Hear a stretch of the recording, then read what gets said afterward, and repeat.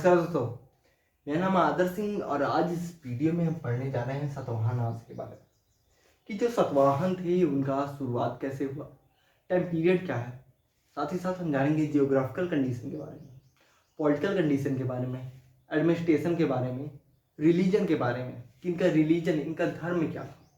इसके साथ ही साथ हम जानेंगे इनका लैंग्वेज और आर्किटेक्चर, सब कुछ हम जानेंगे।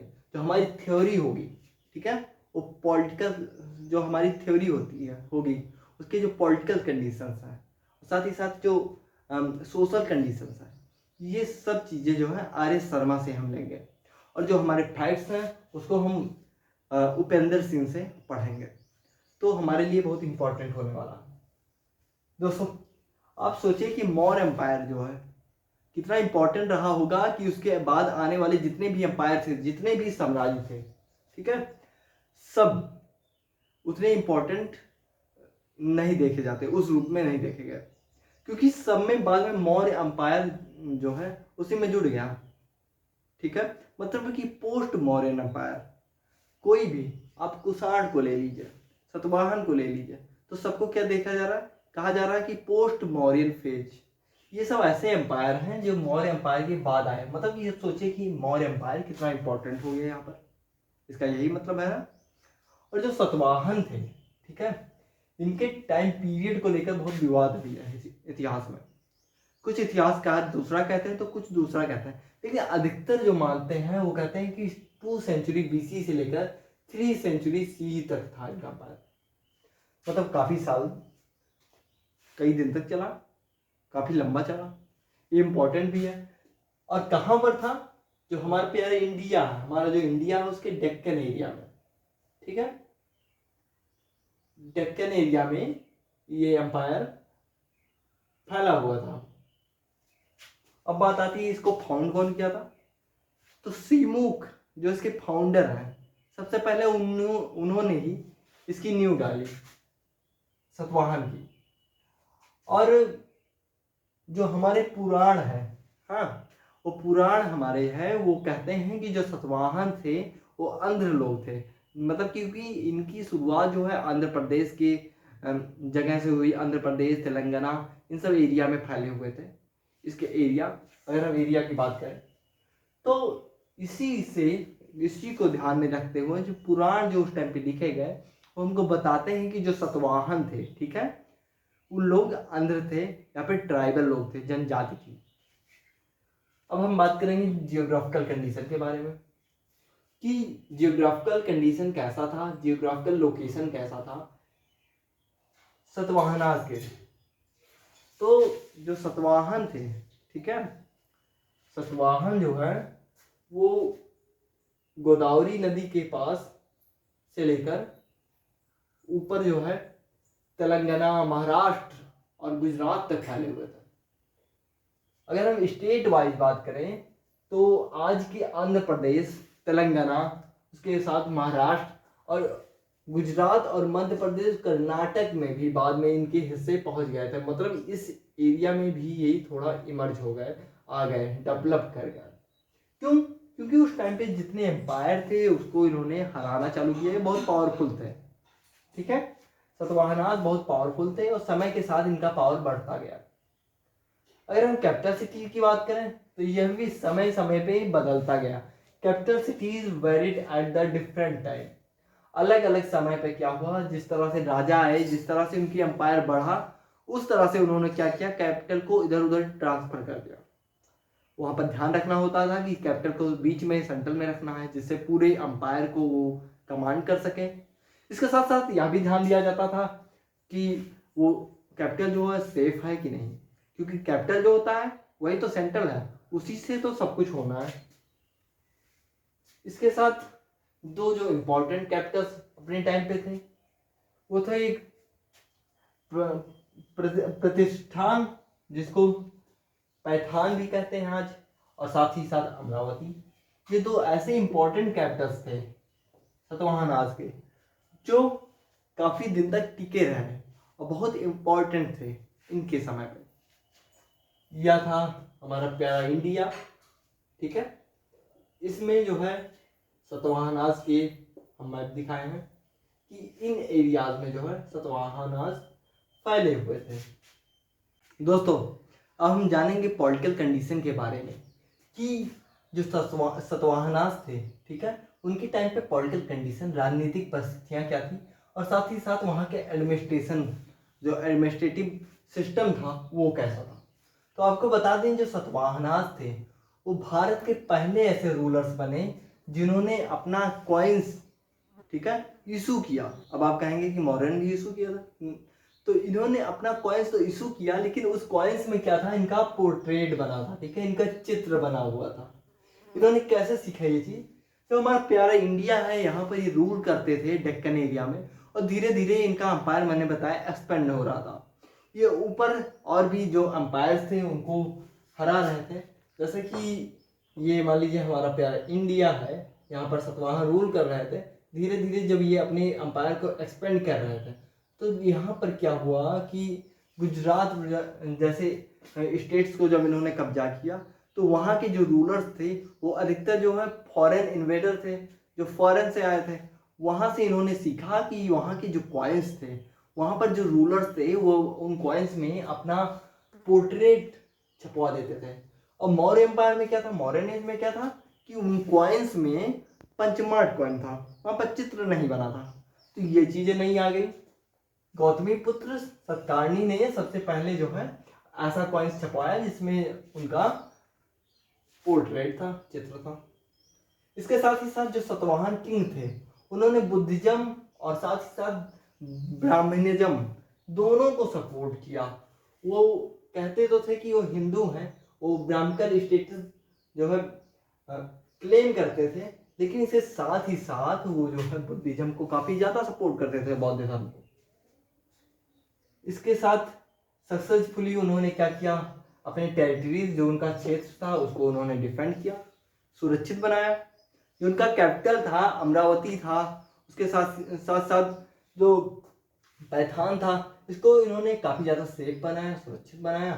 कैपिटल सुरक्षित था, इनकी टेरिटरी पूरी तरीके से सुरक्षित थी, क्योंकि उस टाइम पे क्या था कि फॉरेन इन्वेडर्स खूब आ रहे थे भारत में, और उन्हीं फॉरेन इन्वेडर्स को रोकने के लिए इन्होंने अपनी विशालकाय सेना बना रखी थी। इनकी सेना काफी ज्यादा मजबूत थी, और उसी मजबूती की वजह से कोई भी इनके सामने टिक नहीं पाता था। जो इसके सबसे इंपॉर्टेंट किंग है किसी सतवाहन के, वो है गौतमीपुत्र सतकर्णी। गौतमीपुत्र सतकर्णी जो है ये राजा थे, काफी ज्यादा पावरफुल थे।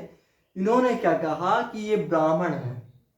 वैसे तो पुराण तो कहते थे कि अंधराज हैं, ट्राइबल हैं, लेकिन धीरे धीरे इनका ब्राह्मणाइजेशन होने लगा था, ठीक है, ब्राह्मणीकरण होने लगा था, ये ब्राह्मण बन गए थे।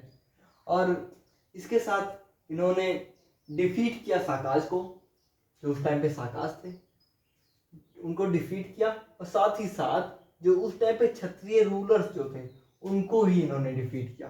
इन्होंने कहा ठीक है मैं ब्राह्मण हूँ वहां तो ठीक है, लेकिन भाई क्षत्रिय कोई टिक नहीं पाएगा हमारे यहाँ। इन्होंने क्षत्रिय को हराना चालू कर दिया, खूब हराया क्षत्रियो को, पूरा एरिया का क्या कर दिया, साउथ इंडिया का लगभग। हाँ, एकदम एक्सट्रीम साउथ में नहीं गए, लेकिन फिर भी जो डेक्कन का एरिया है, उसके बाद फिर मिड इंडिया है, इसको लगभग इन्होंने कवर कर लिया, अपने एम्पायर से सजा दिया पूरी तरीके से। और क्षत्रियो को खूब हराया, मैंने बात की। साकाज को भी डिफीट कर दिया। साकाज बहुत खुद को पावरफुल समझते थे, खत्म कर दिया, जाओ भैया टाटा बाय बाय, तुम्हारा काम हो गया। इसके साथ ही साथ जो इनका कैपिटल था पैठान, जो पैठान में था, गोदावरी नदी के किनारे औरंगाबाद में, ठीक है, यह भी काफी ज्यादा सुरक्षित था। हाँ, उसका जो है न्यू इन्होंने ही रखा था, इन्होंने सेटअप किया था पैठान को। इससे पहले क्या था, अमरावती था, ठीक है। ने बताया कि इसका जो कैपिटल था वो एक जगह से दूसरी जगह समय समय पर बदला था। क्यों, क्योंकि इनका अंपायर जो है एक्सपेंड भी होता था। एक्सपेंड होता था तो जो सेंट्रल पार्ट रहेगा, अधिकतर कोशिश की जाती थी सेंट्रल पार्ट रहे। इसके साथ यह भी कोशिश किया जाता था कि वहां पर वाटर रिसोर्स है कि नहीं, लैंड रिसोर्स है कि नहीं, तो इन सब चीजों को ध्यान देते थे ये, ठीक है। इसी की वजह से इनका पॉलिटिकल कंडीशन काफी मजबूत हो गया। और अगर हम एडमिनिस्ट्रेशन की बात करें तो फिर जो वहाँ का डिस्ट्रिक्ट था, ठीक है, जो जिला था, उसको अहोर कहते थे, AHORA, अहोर कहते थे।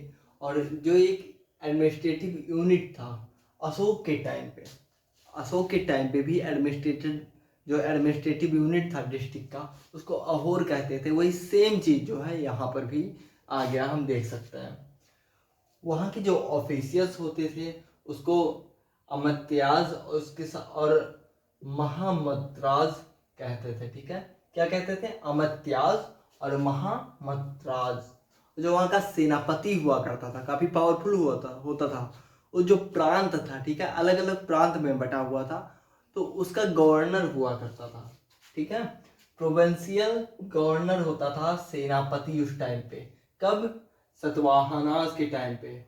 और गौलमिका जो थे, ठीक है, गौलमिक जो होते थे वो एडमिनिस्ट्रेटर होते थे इन रूरल एरिया। जो ग्रामीण एरिया था वहाँ पर रूल करते थे, वहाँ पर अपना शासन चलाते थे। कौन? जो गौलमिक होते थे। और ये सब जो है किंग के अंडर में आते थे। किंग सबसे पावरफुल था। ठीक है, किंग्स जो हुआ करते थे वो पावरफुल थे, और वो सब चीज़ें जो है रूल, इन सब पे रूल करते थे। ये सब जो है गांव पे रूल करते थे। अलग अलग लोगों का अलग अलग काम था। जैसे सेनापति सेना को संभालता था, जो गौलमिका था वो गांव के एरिया के काम को देखता था। तो इसी तरीके से उनके जो ऑफिशियल्स थे, उनके जो ऑफिसर्स थे, वो बटे हुए थे, जिसको क्या कहते थे? अमत्याज और महामद्राज। इसके साथ इन्होंने एक नया चीज चालू कर दिया था, जिसपे हमने बात किया, नई प्रैक्टिस चालू कर दी थी। वो था कि granting the tax, oh sorry, granting village. ठीक है, विलेज को ही दान दे देते थे। किसको? ब्राह्मणास को और बुद्धिस्ट मॉन्क को। इसको इन्होंने कहा ब्रह्मदेह। हाँ, कि जो ब्रह्म देह जो था इनका, उसका मतलब था कि कोई भी चीज दान दे देना है ब्रह्म के नाम पे। ठीक है, या फिर ब्राह्मणों के द्वारा। और किसको दान दिया जाता था? ब्राह्मणास को और बुद्धिस्ट मॉन्क को। ये लैंड जो होते थे, ठीक है, ये जो विलेज के लैंड होते थे, ये टैक्स फ्री होते थे। इस पे कभी भी टैक्स नहीं लिया जाता था। यहाँ पर कोई भी एक्टिविटीज होती थी तो उसको टैक्स में कभी नहीं परिवर्तित किया जाता था। और जो यहाँ के फ्यूडलिस्ट थे वो 3 पार्ट में डिवाइडेड थे, 3 ग्रेड में। सबसे ऊपर तो होता था किंग। ठीक है, सबसे ऊपर होता था किंग। जो दूसरे नंबर पे होता था वो महाभोज। ठीक है, जिसको हम महामंत्री भी कह सकते हैं, एक तरह से कह सकते हैं। महामंत्री जो कमांड करता था पूरा सारे ऑफिसर्स को, एडमिनिस्ट्रेटर ऑफिसर होता था। तीसरा था जो सेनापति था, वो क्या करता था? सेना पे रूल करता था। और साथ ही साथ हमने बात किया ना कि प्रोविंशियल जो गवर्नर भी था, कौन? सेनापति। वो काफी ज्यादा पावरफुल होते थे। और जो पलीनी है, पलीन ने कहा कि आंध्र किंगडम जो है, मतलब कि जो सतवाहनास थे, ये काफी ज्यादा पावरफुल थे। इनकी अगर हम आर्मी की बात करें तो 1 लाख तो इनके क्या पैदल सेना थी। ठीक है, इन्फेंट्रीज थी 1 लाख। और इसके साथ 2000 कैवलरी, मतलब कि घुड़सवार सेना जो घुड़सवारी करती थी। और 1000 एलिफेंट हुआ करते थे। एलिफेंट पे उनकी सेनाएं जो हैं रहती थी, उनको कमांड करती थी। इसका मतलब क्या हुआ कि काफी पावरफुल सेना थी इनकी। इसी वजह से तो साकाज को हरा दिए, जो उस टाइम पे इतने पावरफुल हुआ करते थे क्षत्रियाज। उनको इन्होंने कई रूलर्स को उखाड़ फेंका। तो इस तरह हम देख सकते हैं इनका जो पॉलिटिकल कंडीशन था, जो एडमिनिस्ट्रेशन सिस्टम था इनका, काफी ज्यादा अच्छा था, काफी ज्यादा गजब का था। मौर्य एम्पायर को एकदम कॉपी किया था। मौर्य एम्पायर के बाद एक पावरफुल, ठीक है, किंगडम के रूप में ये उभरा सतवाहनास। अच्छा, एक बात बताइए, सही सही बताइएगा कि हिस्ट्री आपको बोरिंग नहीं लगती है? लगती है? सही में लगती है? हमारे साथ पढ़ो, इतना बढ़िया टीचर कहीं मिलेगा? लपेट के पढ़ाएंगे, लपेट के पढ़ाएंगे और मज़ा आ जाएगा। तो फिर हम पढ़ते हैं कि aspect of the material culture, और इकॉनमी कैसी थी सतवाहन के एज में। अर्थ वहाँ पर कैसा था, कैसे पैसे बरस रहे थे उस एम्पायर में, जिस वजह से वो मजबूत हुआ इतना। तो फिर वहाँ पर जो मटेरियल कल्चर था, ठीक है, अधिकतर सतवाहन में मटेरियल कल्चर जो था वो लोकल एलिमेंट से आया था। मतलब कि जो वहाँ का लोकल एरिया था, लोकल एलिमेंट मतलब कि जो वहाँ का लोकल एरिया था वहीं से वो एलिमेंट्स आते थे। हाँ, जो वहाँ पर नज़दीकी से पाया जाता था। जैसे वहाँ पर रॉक्स बहुत ज़्यादा पाए जाते थे, तो उन रॉक्स को काट के उसका स्टेचू बना देते थे। तो यह भी एक तरह से हो गया कि मटेरियल कल्चर। और नॉर्दर्न जो एरिया था वहाँ से इंग्रेडिएंट्स लाए जाते थे, उसका भी इस्तेमाल करते थे लोग अपनी इकोनॉमी को बढ़ाने के लिए। वहाँ भी मटेरियल कल्चर का पार्ट था। तो कुछ तो लोकल चीज़ें भी पाई जाती थी और कुछ नॉर्दर्न में।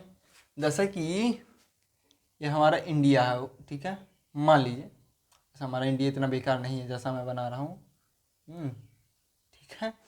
तो इसका जो नॉर्दर्न एरिया है, ठीक है, यहाँ से कुछ प्रोडक्ट्स लाए जाते थे। ये सतवाहन का वो था, जगह था, यहाँ पर सतवाहन रूल करते थे। तो यहाँ से लाए जाते थे और कुछ यहाँ पर लोकल प्रोडक्ट्स भी होते थे। तो इन्हीं सब का इस्तेमाल करते थे इन लोग अपने मटेरियल कल्चर में। और जो सतवाहन थे उन्होंने कभी गोल्ड कॉइन्स का यूज नहीं किया, कभी इसको इशू नहीं किया। जैसे कुषाण ने सबसे पहले गोल्ड कॉइन्स का यूज किया, ठीक है, अच्छे क्वालिटी के गोल्ड कॉइन्स थे उनके। लेकिन जो सतवाहन थे उन्होंने कभी गोल्ड कॉइन्स का इस्तेमाल नहीं किया, यूज नहीं किया कभी। और लीड्स की जो लीड होता था उसका कॉइन यूज इशू किया इन्होंने अपने अंपायर में, अपने साम्राज्य में। और अब इम्पॉर्टेंट चीज़ की बात करते हैं हम, एग्री की, मतलब कि एग्रीकल्चर की। तो डेक्कन जो एरिया था ना, ये पूरी तरीके से प्लेट्यू का एरिया, ठीक है, पूरा यहाँ पर पठारी भाग है। और पठार जो होते हैं वो अधिकतर लावा जो होते हैं बाद में ठंडे हो गए, तो फिर वो वहाँ पर क्या हुआ, वो लावा ठंडे होकर फैल गए थे और वो ठंडे हो गए, उसी से पठार बना है, वो मजबूत हुआ है। तो उसमें क्या है, कई ऐसे मटेरियल्स पाए जाते हैं, हाँ, जो कॉटन्स के लिए बहुत ज़्यादा उपयोगी होता है। और ब्लैक सॉयल जो है उन्हीं मटेरियल से बना हुआ है।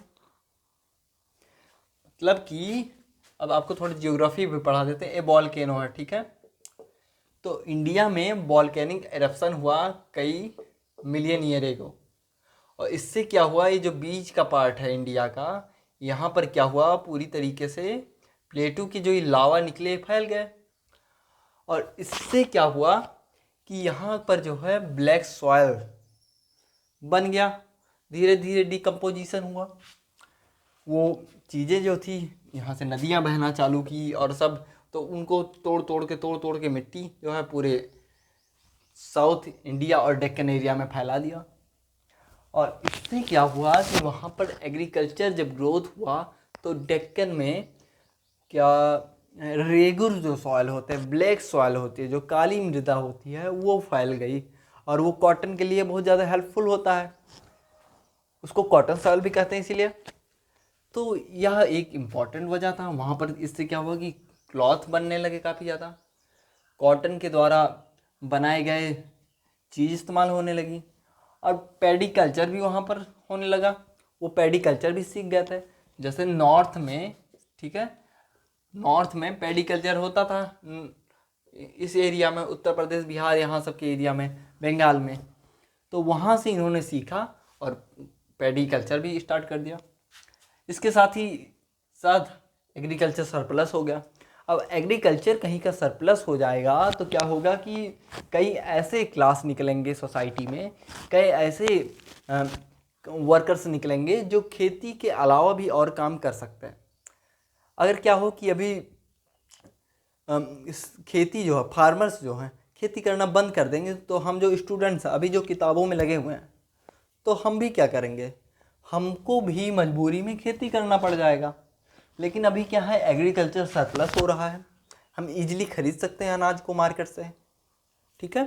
तो इसमें क्या है, इसी वजह से हमारी जो पढ़ाई है पूरी हो पा रही। यही सबके साथ फॉलो होता है, यही सबके साथ रूल लगता है। सबको एग्रीकल्चर के जो सरप्लस रिसोर्स हैं अर्बन एरिया में मिल जा रहे हैं, शहरों में, उसका इस्तेमाल हम कर रहे हैं। लेकिन तब क्या था, उससे पहले नहीं था ऐसा। लेकिन जब ये सरप्लस हो गया तो नई तरीके से वर्कर्स आए, नई तरीके के एम्प्लॉयमेंट्स उभरे सोसाइटी में। तो यह था मटेरियल कल्चर और इकॉनमी के बारे में।